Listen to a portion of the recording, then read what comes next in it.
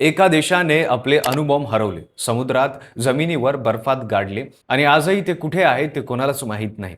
हे आहे जगातील सर्वात मोठ्या महासत्तेचे सर्वात धोकादायक आणि धक्कादायक टॉप सिक्रेट. आज आपण एका अशा सत्य घटनेबद्दल बोलणार आहोत, जी ऐकताना तुम्हाला वाटेल की एखाद्या सस्पेन्स थ्रिलर हॉलिवूड मूवीची स्टोरी आहे.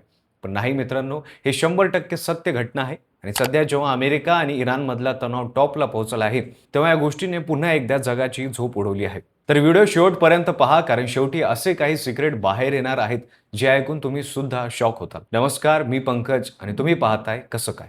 आता एक जग अत्यंत धोकादायक वळणावर उभं आहे. एकीकडे रशिया युक्रेन युद्ध सुरूच आहे, तर दुसरीकडे इराण आणि इस्रायल यांच्यात संघर्ष भटकतोय. अमेरिकेचे राष्ट्राध्यक्ष डोनाल्ड ट्रम्प यांनी इराणवर थेट हल्ल्याची धमकी दिली.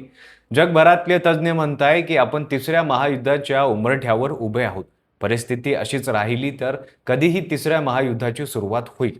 पण या सगळ्या तणावाच्या मध्ये एक जुनी पण नेहमीसाठी धोकादायक बातमी पुन्हा बाहेर आली आहे.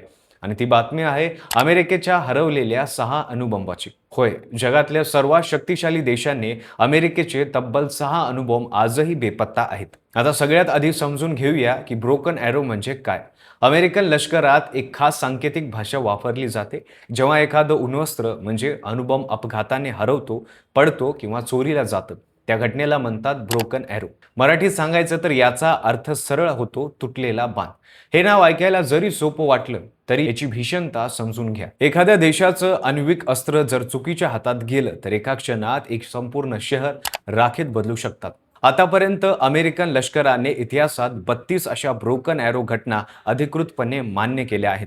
त्यातल्या 26 वेळा अमेरिकेने आपलं अण्वस्त्र परत मिळवलं, पण 6 बॉम्ब मात्र अजूनही कुठेतरी या पृथ्वीवर लपलेले आहेत, शोधनही सापडले नाहीत. ब्रोकन एरोची पहिली घटना घडली 1958 साली. शीतयुद्धाचा काळ. अमेरिका आणि सोव्हिएत रशिया एकमेकांसमोर छाती ताणून उभे होते. त्या काळात अमेरिकन हवाई दलाचं एक B-47 बॉम्बर विमान उडत होतं आणि त्यात होता एक 15 टन वजनाचा हायड्रोजन बॉम्ब. आता जरा या बॉम्बच्या ताकदीचा अंदाजा घ्यायचा असेल तर समजून घ्या, जपानवर टाकलेला नागासाकीचा बॉम्ब किती प्रचंड होता हे तुम्हाला माहीतच आहे. पण हा टायबीचा बॉम्ब त्यापेक्षा 190 पट जास्त शक्तिशाली होता.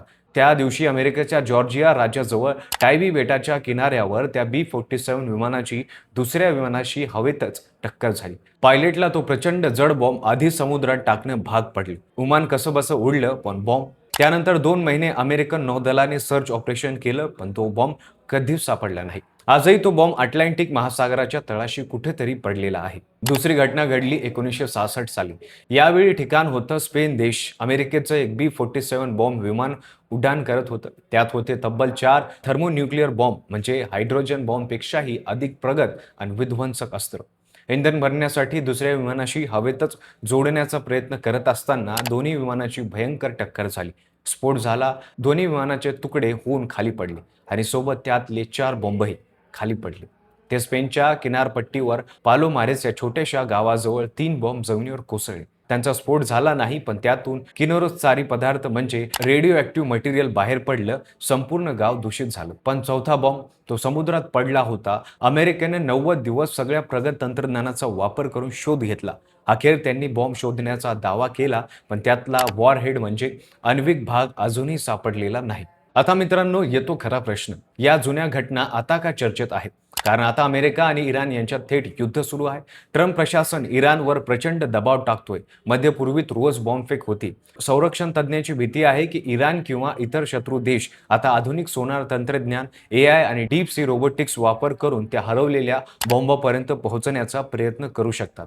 आणि जर एकही बॉम्ब चुकीच्या हातात गेला तर एक बॉम्ब पुरेसा आहे मुंबई, दिल्ली, न्यूयॉर्क सारख्या एका मोठ्या शहराला काही सेकंदात पूर्णपणे नष्ट करायला. पण जगाची परिस्थिती किती नाजूक आहे हे समजून घेणं आवश्यक आहे. एकीकडे अण्वस्त्राची चढाओढ लागलेली आहे आणि दुसरीकडे आधीच बनवलेले बॉम्ब कुठेतरी हरवले आहेत. हे म्हणजे आगीत तेल ओतण्यासारखं आहे. आता आपल्या सगळ्यांसाठी एकच प्रश्न उरतो, जेव्हा महासत्ता म्हणवणारे देश इतके बेजबाबदार आहेत, तेव्हा या जगाचं भवितव्य कोण ठरवणार? तुम्हाला काय वाटतं खाली कमेंटमध्ये नक्की सांगा. व्हिडिओ आवडला असेल तर लाईक करा, शेअर करा. असे महत्त्वाचे व्हिडिओ चुकू नयेत म्हणून सबस्क्राईब करा, बेल आयकॉनला दाबा आणि विसरू नका पाहायला कसं काय.